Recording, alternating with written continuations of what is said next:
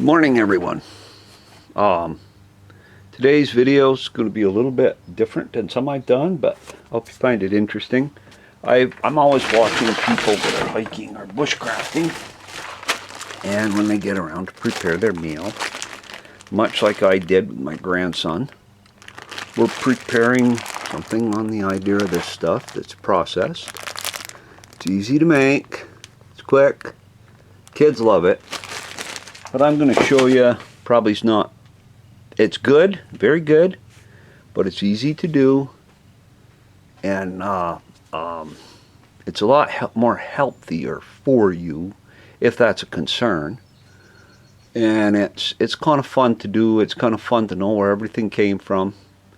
Now these jars and those bags that are in front of me, everything there except the celery, you make sure, and the beef, I either foraged or grew myself. Everything here has been dehydrated. This is onion. That jar I've used some out of. That was pretty near 10 pounds of wet onion that went into the dehydrator. This is before it's ground, what it looks like. Onion rehydrates beautifully. Onion's a great one to work with. I'm going to make two soups today. We're going to make one of these little packets that I carry with me. Very good. I actually gave some to Nathan to try. And Nathan, if you watch this, I don't add salt at this time. So if you ever try it, please add some salt, because it's kind of flat without salt. But I don't add any. I leave that up to when they're being made, what you want. Oh, and I'm sorry, I did not grow the garlic. I bought the garlic. I did not grow that. That's ground garlic. Alright, I'm going to put this on a tripod. We're going to get started here. It's real easy to do. I'm not, I may do some dehydrating videos if people are interested later on. And the fascinating part, that's dehydrated tomatoes that have been ground. And that is close to, that jar will hold over a bushel of tomatoes. And they rehydrate with wonderful flavor. They really come back nicely. Okay, I'm going to put this on a tripod and get started here. Due to the closeness of the working area today, I'm working with the GoPro. Now the first soup I'm going to put together here. This one's going to take a little longer to cook. It's going to be potato and onion. The reason it's going to take longer is we're not using ones that I've ground. There's some onions. Maybe a few more. I don't rarely measure stuff. So there's the onions.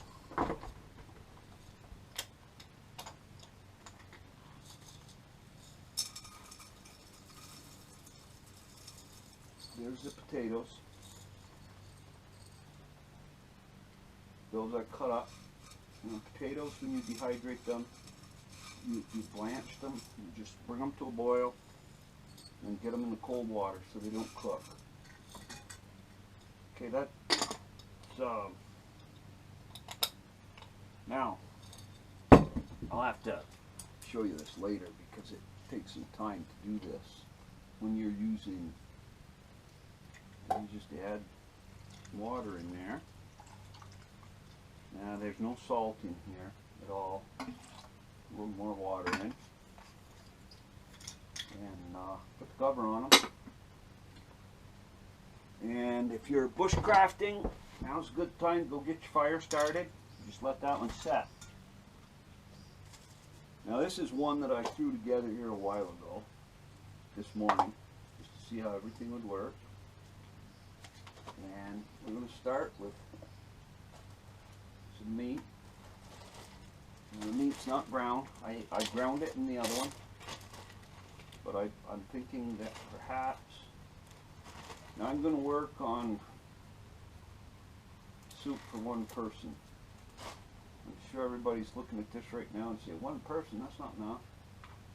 I find with the beef, it's just taken. Cut it up. Now if you're out trailside, you've done this already. Had it in a little package or container to take with you. You'd have it in one of these right here. You'd have it with you. You wouldn't be doing this part.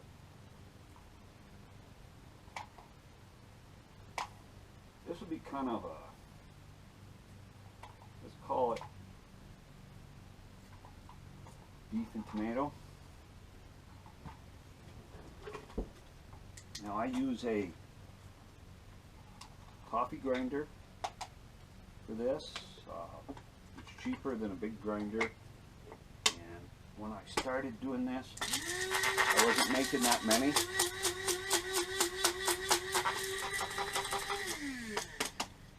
And there we go, that ground up nicely. So we'll add our beef. Now I've got some leeks that I foraged this spring. So this is this year's leeks. Maybe not quite that many. Now if I was holding them all in my hand of fresh leeks, I would have a handful of leeks. And again, with this grinder, it just works better because of the small capacity. You cut some of the stuff up before you put it in. Okay.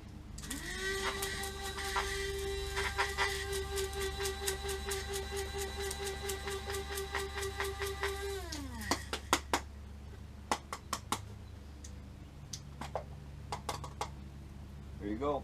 That's what they look like once you ground them to a powder. We'll add that. I like celery in my soups. I'm going to add some celery. It's hard in working with, now this is garlic. You're going to want to be careful depending on how well you like or don't. You don't even have to add anything here that you say I don't like that, don't add it. It's that easy.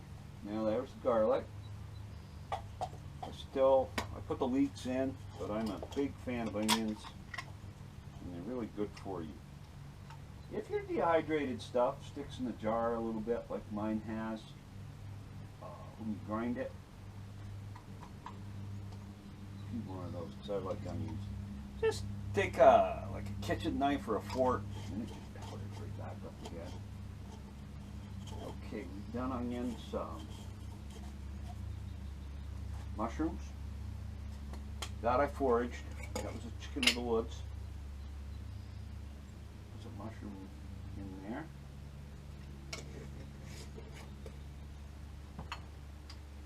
Tomato. Oh, beef and tomato. Now I like tomatoes too. And they really give it a nice flavor. And last but not least, everybody grows zucchini.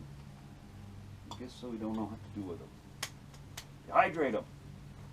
You have no idea how many zucchinis are in that jar. Of course, the zucchini is like 90, I think I read 97 point something water. Okay, not sure what happened to the other camera. I'll have to check it out, see how much I got, didn't get. But I've added some onion, zucchini, celery, everything in here is added in here with the beef.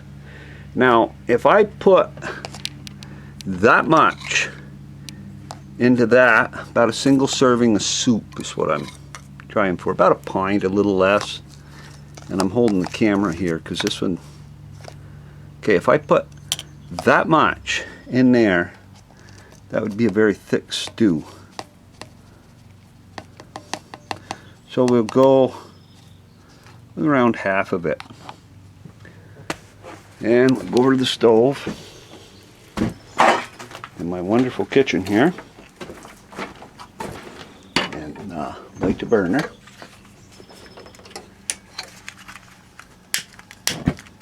I've got this stove turned up for canning, so I gotta throttle that back. That's better right there. You just put it on your fire or whatever else. I'm going to put the cover on it. I'll shut this off, go back, get the camera. Oh, like I said, none of this has any salt in it. So you're going to want to add some salt.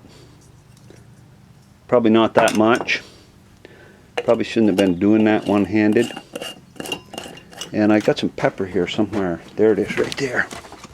One of these days I'm going to organize this kitchen.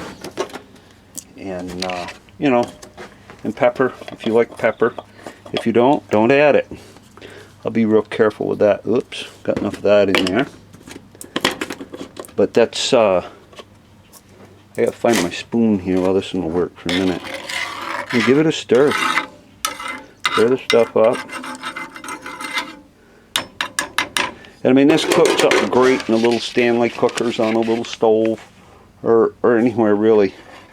We'll put the cover on that one. I'll be right back. Okay, there's the potato and onion. I added the salt and pepper off camera because I didn't want to overdo it. And you can start to see that that's really, they're starting to swell up. Now, dehydrated food does not always look the greatest when it rehydrates without, I use nothing. I use no, what is it? There's one you can put on it that keeps the color better, but all it is it just keeps the color. It doesn't do anything. It doesn't enhance the flavor. But we're going to let those come to a boil, and I'm not going to bore you with all that, and we'll be back. I'm going to put these jars back in the box, clean off this little bench space that I have, and you can literally make your own MREs for a fraction of the cost, you know. Like I said, when I'm bushcrafting, I'm foraging, if we want to say that. When I'm in the woods, I'm always foraging. So if I come across a nice big chicken of the woods, I don't do all mushrooms. I'm pretty basic on the mushrooms. I do the easy ones that I know are safe. Chicken, never found a morel. I've looked all over and I haven't found one yet, but I do the woods chicken. I do the pheasant backs, polypores, and the big bolete, the king bolete. I know that one well. That one I'm not afraid of. And chanterelles I'm not afraid of. But I'm pretty careful about what I pick for mushrooms. You get a guidebook, Google them, study them before you pick one. The leeks, they're easy enough if you've got them to find. That was foraged. What else was foraged here? I think that's it. Yeah, just the leeks is all that I used today that was foraged in that. The rest of the stuff I grew. Zucchini, anybody can grow zucchini. Celery, I buy a lot of celery because it's so cheap. It's not worth your time to try and grow it. Keep it. Same with the garlic. I don't grow garlic here well. My soil's not right. Onions don't do bad. Tomatoes do well. The beef, I buy it. And I just dehydrate it. If anything, perhaps a little salt when a little salt brine, I run it through first. That's all. But I'm going to get this stuff put in a box. And we'll run a package of this through the old vacuum sealer. Quick update. That's the vegetable beef. You can see there's a little piece of beef that's reconstituted. Zucchini and mushroom there. Or not mushroom, tomatoes, red. And this one is actually, you could eat that one right now. You could shut that off. I'm gonna shut it off. Cover it. And shut that one off. Just let it set. And the little vegetable pieces from being ground, they'll rehydrate right back quick. This one's starting to boil. As you can see, I'm not going to lie to you, that's not the most appetizing mess you ever looked at. But we're going to let it boil. I put some salt and pepper in there. May need some more. But we're going to let that boil. You know, if you have like powdered milk with you, that improves that soup. You know, if you're carrying a little powdered milk, or if you have it, this powdered milk is something that's pretty cheap and keeps. that improves this one. With water, it's thin, but you'll see it's edible. And we're going to let that boil a little bit more. Hopefully it boils down a little bit. Okay, the potato and onion soup is ready. That's it right there. Like I said, rehydrated stuff doesn't look the greatest, but I can tell you the flavor of that is unreal. For those potatoes right there, I dehydrated about 40 pounds in 2012, the year I retired from working full time, and I was starting to store food because I wanted to. And you can just see that's a good soup. I put this one in a glass jar. That's the vegetable one. And you can see all the little vegetable pieces in there. That's a great one too. And that's the size packet that I use to make that pint of soup. It's so easy to do this. It really is. And it's food storage that lasts. No, I don't have a 300 and something. I don't have an expensive dehydrator. What is that thing, a Ronco? 5 tray, 7 tray, 5 tray Ronco, I think it is. I don't know, paid 40 bucks for it 5-6 years ago. Make jerky with. I dehydrated every year countless amounts of food on that. And it's cheap storage. You can make your own MREs. There's enough soup to feed 2 people. There. Yeah. Now, I was going to add something here for bread. Those are pretty cheap. They work good. If you want to get cheaper than that, you can buy this stuffed Krusteaz pancake batter, and it makes nice bread. It's easy to work with, and you can buy it in large quantities, package it down. But anyway, that's my video for today. Hope you enjoyed it. And it's really easy to do, and it's all good healthy stuff. The only unhealthy thing in there is the amount of salt I probably used. Thanks for watching.